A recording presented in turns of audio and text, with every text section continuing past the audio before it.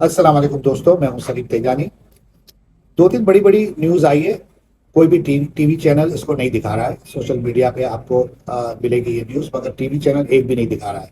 बड़ी बड़ी न्यूज़ आई है। आपको अगर पता तो चल गया होगा क्योंकि ये बहुत बड़ी न्यूज़ है, मगर मैं आपको बता देता हूँ फटाफट कि इमरान रियाज खान को तीसरी मर्तबा उसके घर से गिरफ्तार कर लिया आधी रात को। 25 लोग गए थे, मुंह पे कपड़ा डाल के उसको गिरफ्तार कर लिया। सुबह कोर्ट में पेश किया था हथकड़ी डाल के, और फिजिकल रिमांड मांगा था, मगर डिनाई कर दिया जज ने और जुडिशियल में भेज दिया है। आगे क्या हो रहा है कोई अपडेट नहीं है। किस केस में पकड़ा है, क्या हो रहा है, जमानत हो रही है नहीं हो रही है, वो सब आगे पता चलेगा तो मैं आपको नोटिफाई कर दूंगा। दूसरा, ये इमरान, आपको ये बता दूं कि इमरान रियाज खान की अरेस्ट क्यों हुई है, और दूसरी एक अरेस्ट हुई है आज, मियां असलम इकबाल की भी अरेस्ट हुई है आज। ये अरेस्ट क्यों, ये सारी अरेस्ट क्यों शुरू हो रही है, पकड़ा पकड़ी? ये इसलिए हो रहा है कि इमरान खान ने आईएमएफ को खत लिखने की बात कर दी।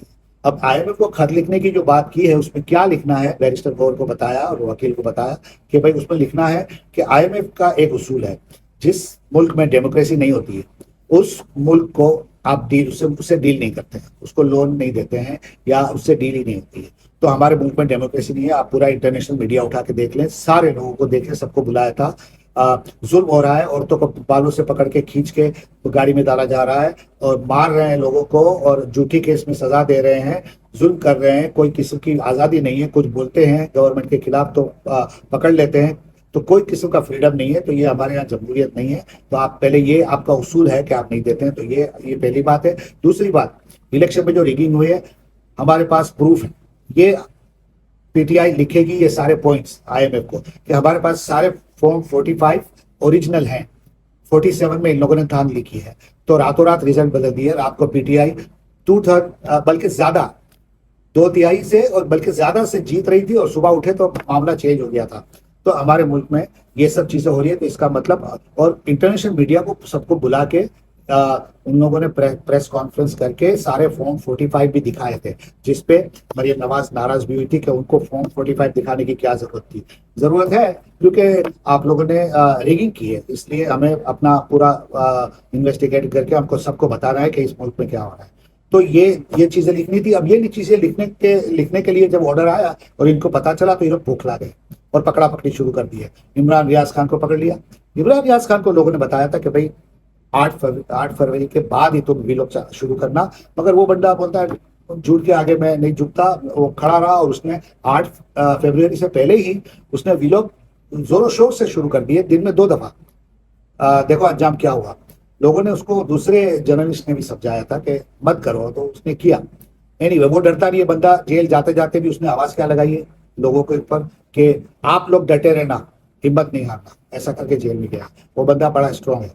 अच्छा, ये चीजें के बाद पकड़ा पकड़ी शुरू हो गई। अब ये अपने असेंबली के बाहर, आज पंजाब असेंबली के बाहर डेमोन्स्ट्रेशन था, और पंजाब असेंबली में पीटीआई के जो आजाद थे वो भी थोड़े बहुत गए थे, और वहां पे चोर चोर के नारे लगे, घड़ी चोर के नारे लगे, ये सब हुआ। और उसमें वहां पे मियां असलम इकबाल को गिरफ्तार कर दिया।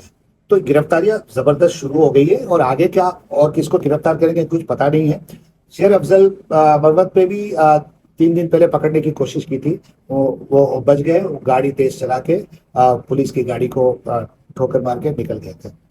तो ये सारी चीजें हो रही है, आपको मैं अपडेट करूंगा। और आगे एक उड़ती उड़ती न्यूज आई है, मुझे तो और कोई कंफर्म न्यूज नहीं है, मगर कंफर्म होगी तो मैं बताऊंगा कि हामिद मीर के बारे में भी अरेस्ट का कुछ सुना है, मगर कोई भी चीज कंफर्म नहीं है, इसलिए मैं आपको एकदम कंफर्म नहीं बोल रहा हूँ। मगर कुछ न्यूज आई है कि पकड़ने जा रहे हैं या पकड़ लिया है क्या, वो आएगी तो मैं आपको बताऊंगा।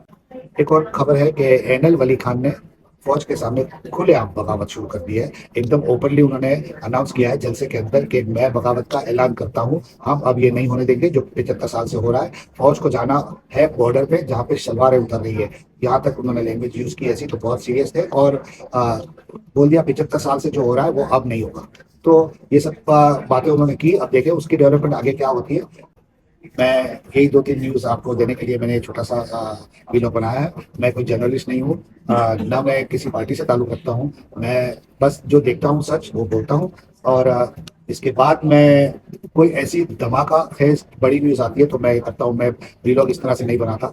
तो कुछ आएगा धमाका खेज तो मैं आपके सामने बिल्कुल हाजिर करूंगा इंशाल्लाह। और अल्लाह करे कि कोई ऐसी बुरी न्यूज़ ना हो तो अच्छी बात है, आगे देखें क्या होता है। अल्लाह हाफिज़।